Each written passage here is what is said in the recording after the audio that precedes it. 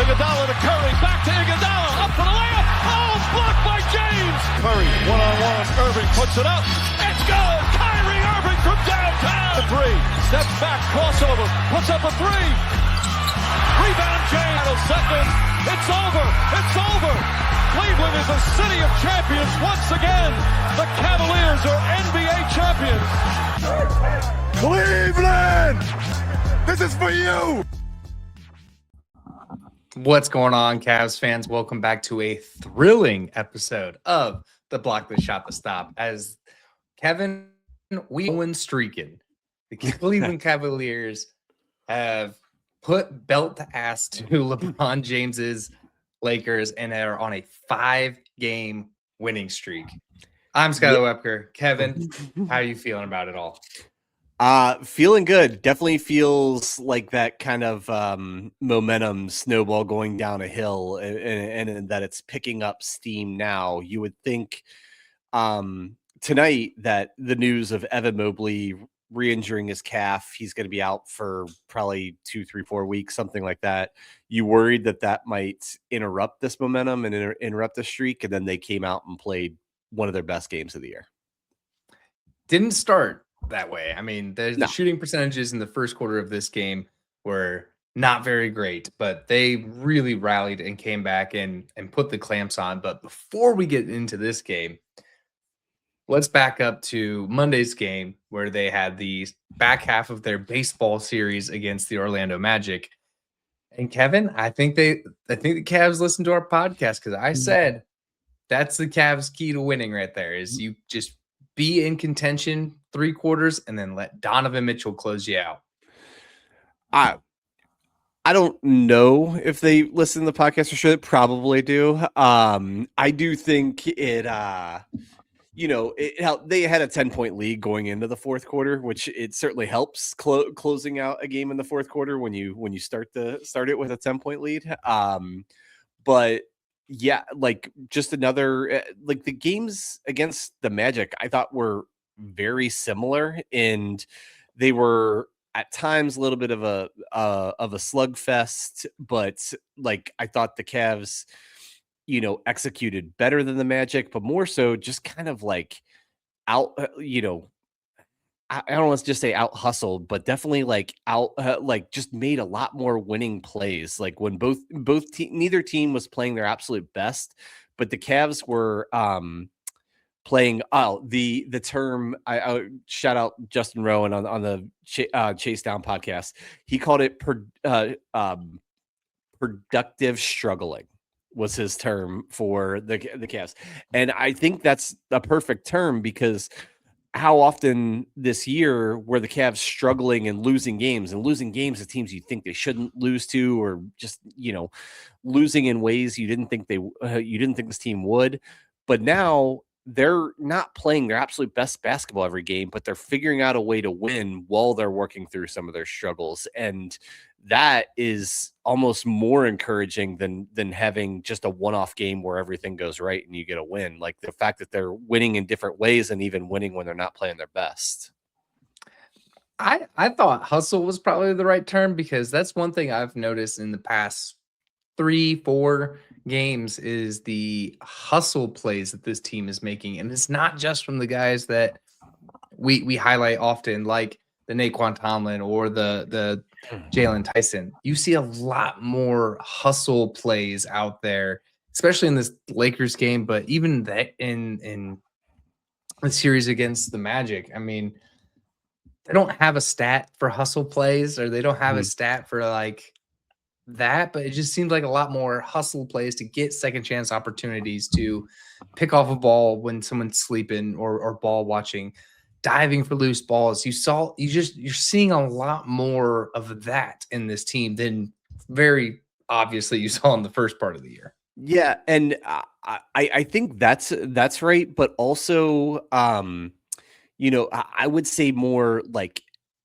defensive effort and execution. Like the defensive rotations have been so much better these last few weeks than they were previous in the year. Just like they're getting a real contest on 3-point shots, and they are defending the rim like crazy. Like both Jared Allen and Evan Mobley up until tonight, doing an incredible job, like not giving up open labs or anything real easy inside the paints. So while I think some of it's just that hustle, that the willingness to make kind of the put in the extra effort to make the winning plays, I think some of it is like more execution of effort in and especially on the defensive end.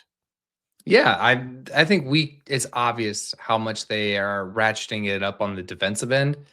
The other thing I really like is the better quality of shots that they're taking. I mean, in this Orlando game, they only shot 25 threes, which has got to be a season low for this Cavs team. Yeah. 25 threes, hitting 44 of them, and 53% from the floor. They're getting much better quality of looks and not just hooking up shots. For sure. They and this was the thing for most of the year on the offensive end, is the quality of shots were glaringly not as good when Darius Garland wasn't playing. And now he's not playing. He's missed six games in a row now or something. But the offense is as efficient as it's been most of the year. So they've finally figured out, it took them more than half a season, how to implement and execute their offense, even when, Garland or other guys are out with injuries. For sure. So before we close out on the Orlando game and get to the much more exciting game, are there any standout players that you see from this game that you want to highlight? Well, certainly a few. I don't know when Evan Mobley injured his calf, because I even went back after I heard about that. I went back and watched the abbreviated version of the game yesterday, and I was like, I don't see him hampered at all. I don't see any any particular injury or anything. And Evan has been playing overall really well. We highlighted the fact that his 3-point shot has completely lost him the last month, but he was 1 for 3 in this game on 3-pointers, but still being incredibly effective. And I think, like, for as bad as his 3-point shooting is, it's some of the best attacking the basket that we have seen of Evan in a really long time. He had 20 points and 9 rebounds in this game. And as I talked about earlier, I think his defensive performances have been escalating as much as his offense lately. I think he's been making more and more of an impact on that end. And then, I mean, probably by now we're over 8 minutes into the podcast talking about this game. I mean, Donovan Mitchell did have 45 points on 60% shooting in this game. Probably worth a mention. Worth a mention. It's worth. It feels weird to say it because I don't want to say that's expected out of Donovan, but just nothing surprises me with Donovan's game whenever he goes off and has nights like that. The other person I really want to highlight is Dean Wade. Played nearly 30 minutes, only gave you 6 points, 7 boards, but a plus 21. I mean, he was getting it on the defensive end. He was altering, like, he wasn't letting Paolo get into the paint. He wasn't letting anything. He wasn't letting Suggs get in. He was a defensive stalwart there. And really, like, we talked about it maybe the last show or the show before, Kenny's comments about him being the ultimate glue guy. They're really, really showing as of in the past couple of games. Yeah, Dean has been playing very well overall basketball. And a lot of it with Dean is, he's going to be a high-level contributor in certain areas, particularly on the defensive end. And it usually comes down to his shooting, as if he is going to be a huge key role player that they can't keep on the bench, has to play 30 minutes a game, or somebody who's going to contribute in spurts, and you just can't leave him on the floor for too long because he can't hit a shot, right? And so, but I think I saw the last 10 games, he's shooting like 38, 39% from 3, which is Really good for him. I mean, it's good for anybody. It's above league average, but if you can get league average shooting out of Dean with the defense and the intangibles that he brings, I mean, that's one heck of a role player.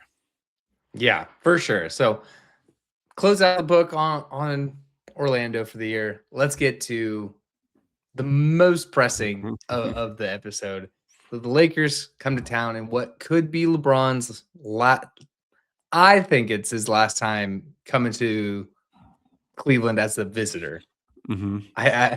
And there are reports that came out today that the Cavs would welcome him with open arms in the summer, basically saying they have no interest in trading for him.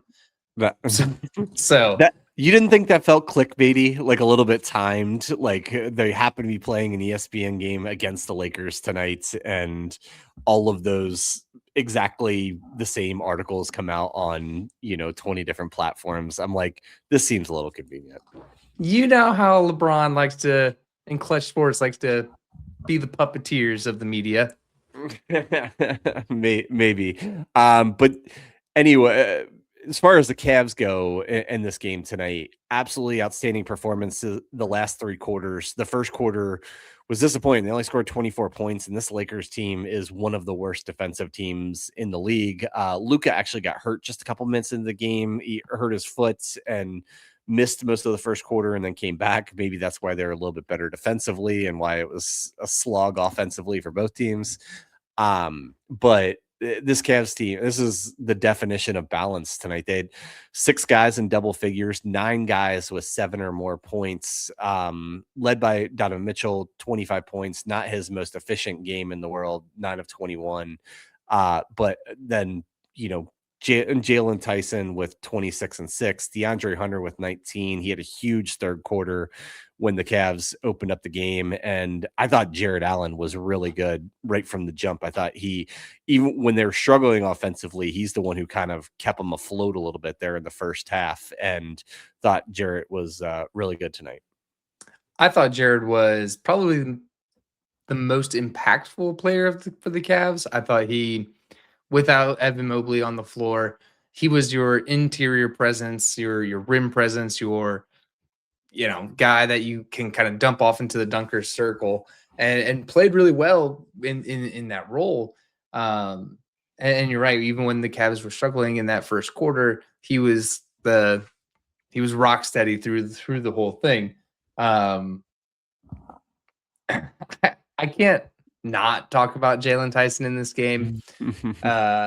Just he's so goofy, dude. Like whenever he got LeBron to beat that foul and just the first down marker of it going the other way. So I know what you're trying to say, but I don't think goofy's the right word. I think he is so intense all of the time. Like I think Jalen Tyson would be a terrible hang. That's my assessment. But one heck of a basketball player and a guy you want on your team. Like they asked him. He was the interview at the end of the first quarter, I think, or is in between one of the quarters.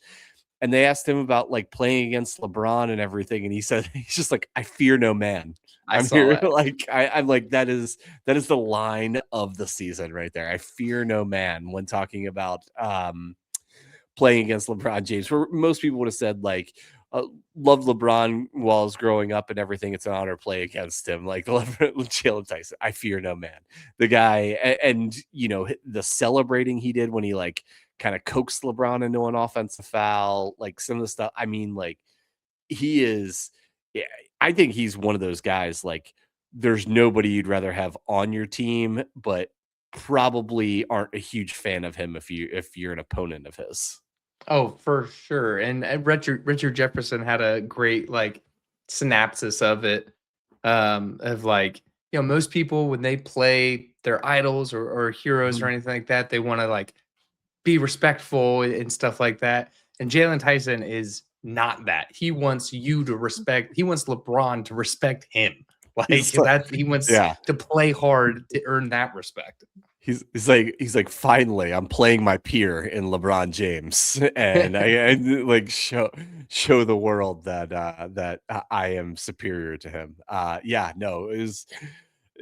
Jalen was awesome tonight, and I think it's interesting I was kind of looking for this with Mobley out, with Garland out.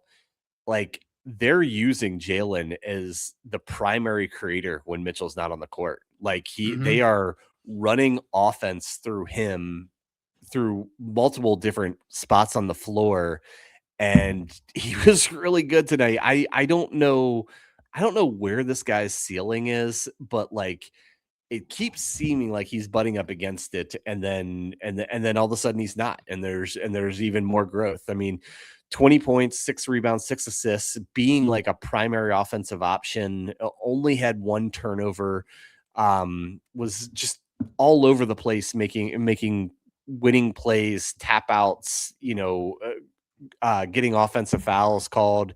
Just thought he was, gosh, he was so good. He had, this is a stat I've mentioned it once before, but I look at it's like fouls drawn. How many times did you get the other team to foul you? Because that's a very productive stat. You're like potentially getting them in foul trouble, potentially getting, a turnover or free throws or things like that.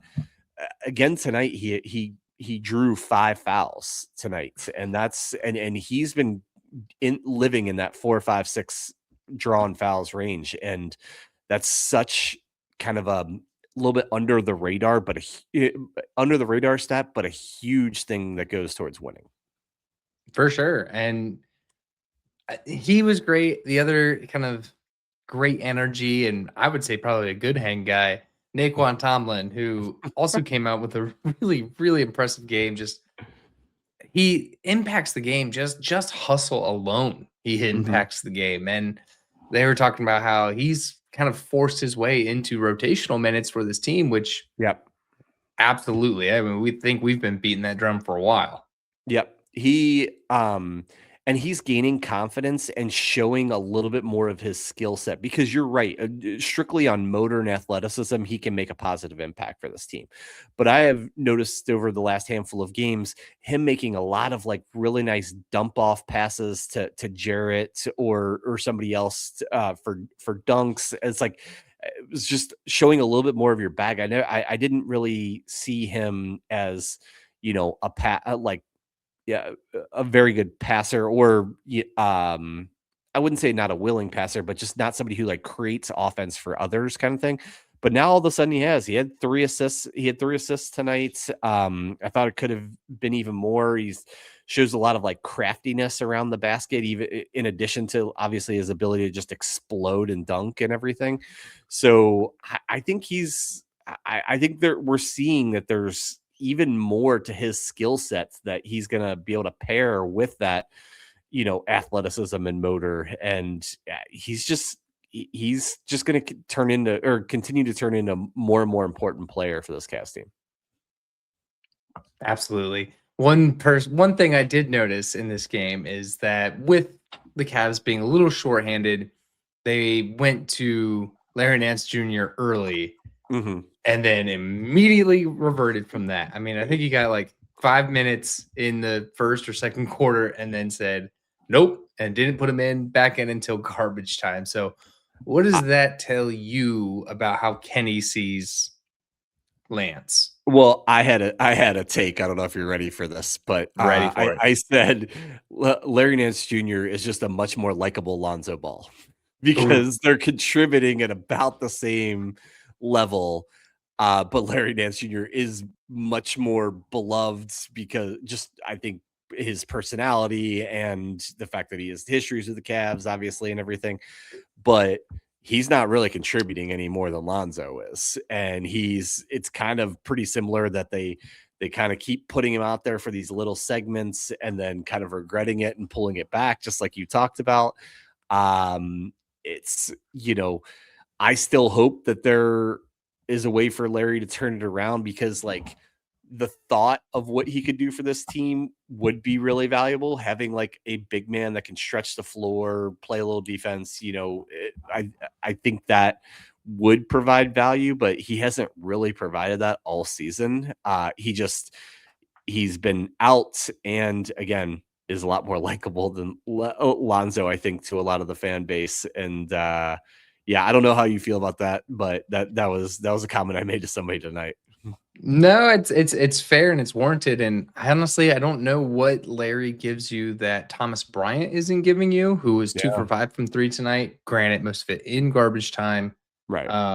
But I don't know what Larry can give you that Thomas Bryant's not already providing. So it makes me think that as we creep closer to February 5th, which is our trade deadline, that there might be kind of a move there. Another report kind of came out that the Lakers have DeAndre Hunter high on their target list. And I would love to get your takes on that.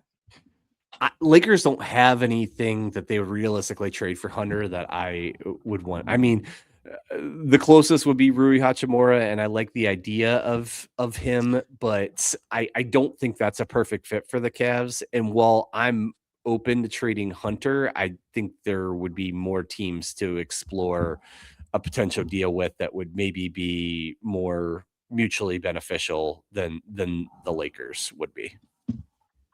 I had the exact same thought. Rui would be about the only person that I could feasibly want. Mhm. Outside of that, man, there not a ton better than Hunter, I would say. Yeah. Yep. And the best solution for the Cavs would be to start getting games like tonight out of DeAndre Hunter, because that would,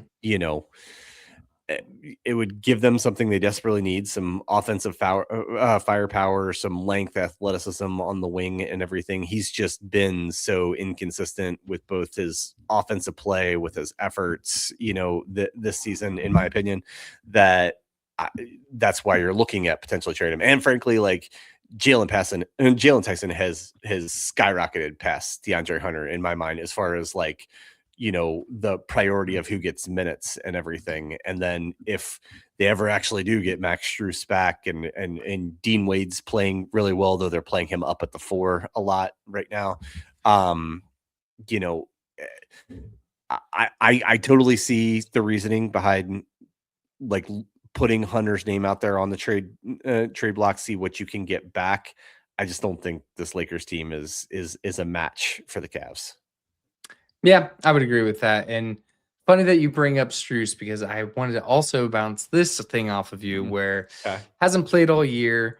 And when we were around the time that he was supposed to get back and they said, well, we're going to, extend that time out, we heard all the reports of like, oh, he's playing full on 5-on-5 in training camp or in practice. And, they had to take him off the floor because he was doing too much. Then those all just went radio silent again. So where are we on Max Strus? Like, I think we're at the point where you can't count on him for this season, whether that means play at all, or by the time he comes back, will he really have time to round into form to be anything close to the Max Strus of years previous? And I mean, let's be honest, like the season that Jalen Tyson is putting together might be better than any season Max Strus has had in his career. Now, I think Max Strus could be a contributor on this team, but he's certainly not going to come back and walk into the starting small forward spot and have Jalen Tyson take a back seat. Like, so I'm of the mind, if you're looking at Max more as like a salary slot and want to use his salary to try and make a trade to help the team, I'm all for that, because we're 50 games into the year now, like, and we haven't seen him. There's no reports of his return being imminent. So if you want to try and use his salary to upgrade a spot on the team, I think that's perfectly reasonable, and I'd be on board for that. Yeah, I'm on board for anything that makes this team better. There are a few names that are untouchable, but if you're making this team better, then I'm on board with it. Can I come back to you? Nobody's untouchable. The Nuggets call Kobe Altman, say, I want to trade you Nikola. I want to trade you Joker. Like, and are you saying like Donovan Mitchell and Evan Mobley and Darius Garland are all untouchable if they want to trade you Joker, or the Thunder call you about SGA? Nobody's untouchable. It's just they're untouchable compared to what offers you might get.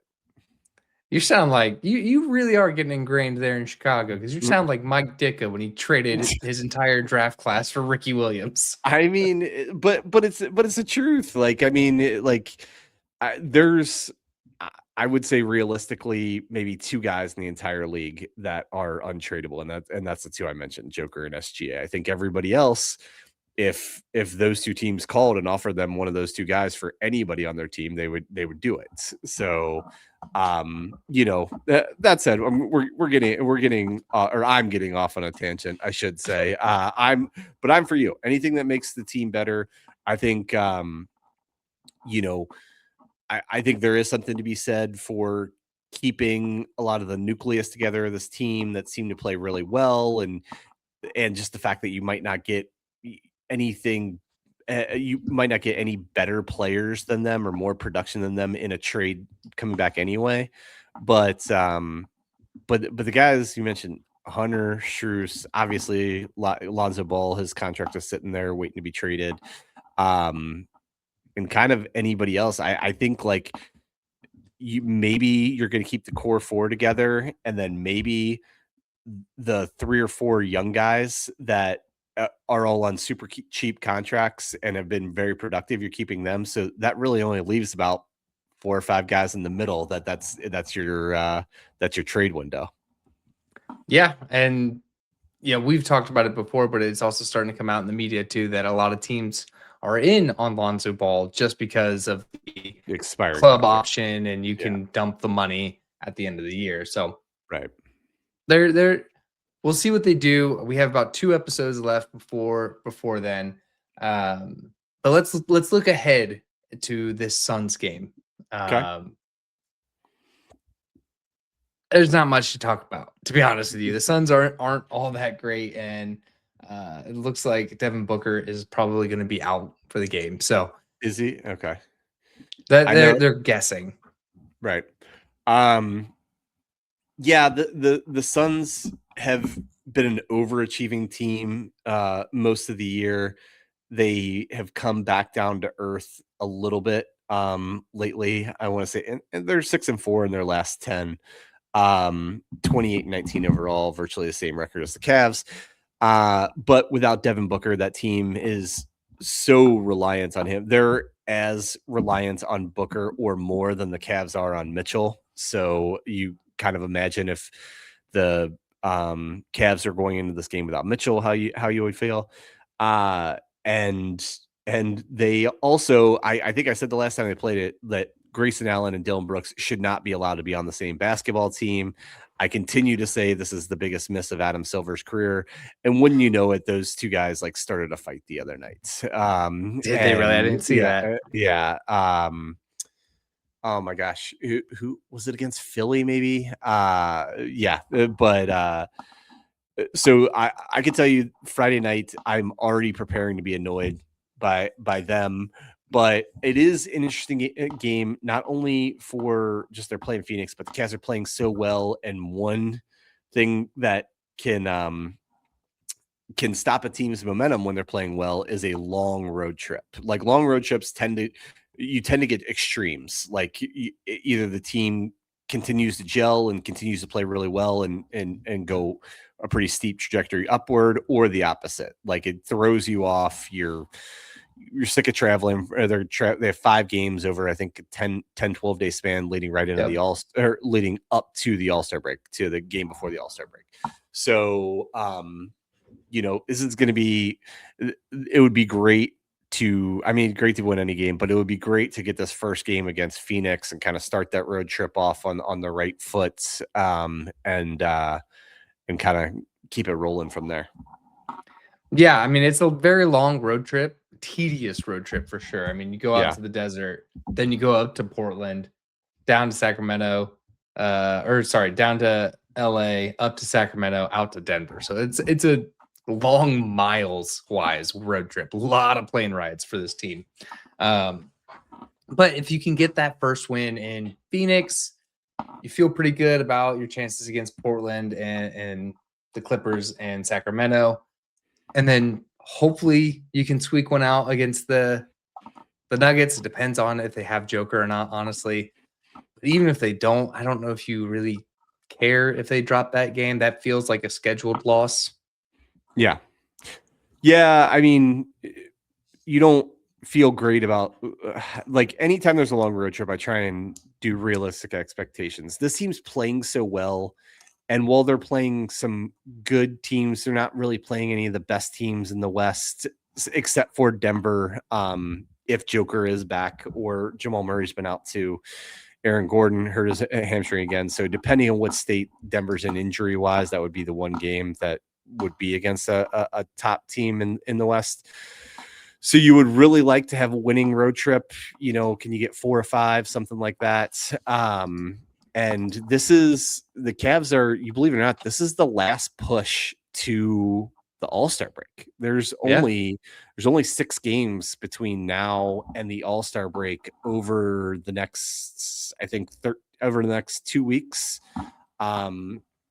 So with the Cavs playing as well as they are, it would be so great if they could keep this rolling over these next 6 games, try and pick up at least 4 of them or so. And then you go into the All-Star break and heck, they do that. The Cavs could very well have the number 2 seed in the East. I think after tonight's results, they're now going to be tied for 4th in the East with only 1 game back of the number 2 seed. Yeah, it depends on. I think there's a couple of the games. We'll see how that all pans out. Yeah, well, Boston already lost, and so Boston lost, and and the Raptors and Knicks are playing each other, and those are the 2 teams directly in front of the Cavs. So one of them was going to lose. So, Raptors lost.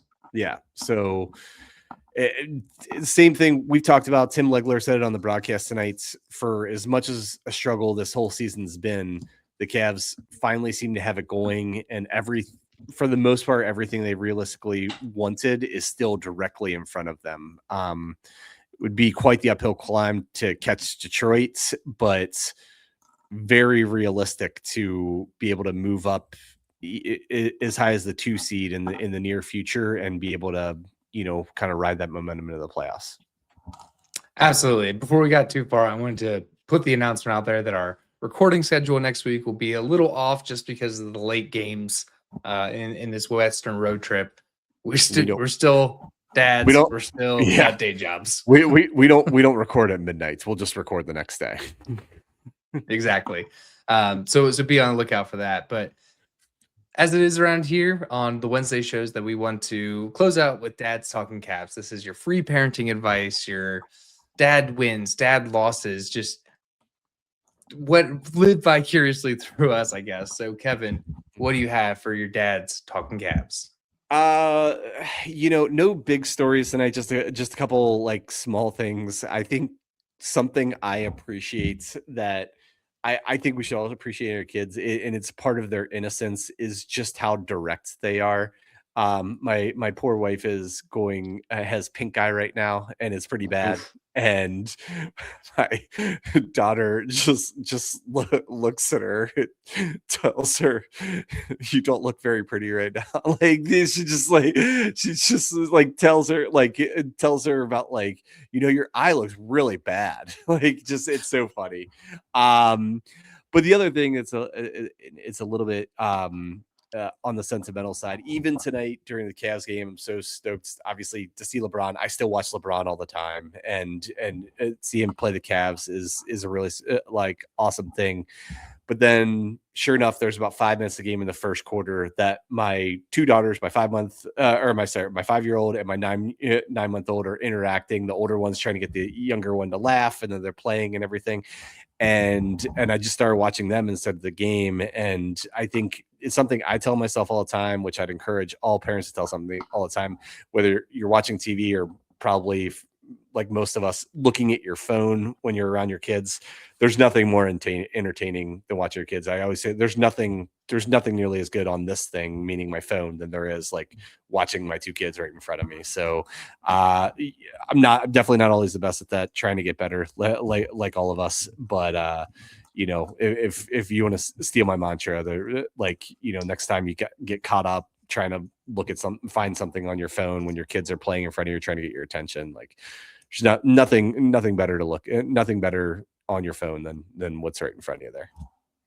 Yeah, that's good advice. That's good. It's a good mantra to have. For mine, I'm gonna go not a parent, but as a pet parent. Okay.